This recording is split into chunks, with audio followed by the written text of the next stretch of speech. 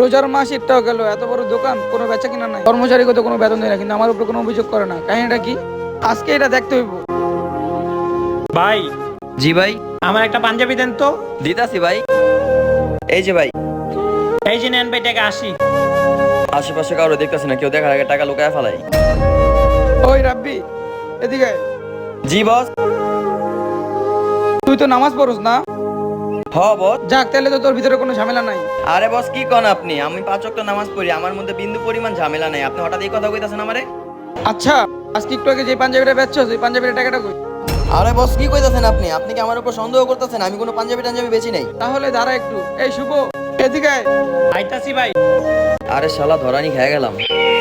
এই লোকটা এলো কইতে, আর আমার এই যে দোকানের ব্যাগ এলো কইতে।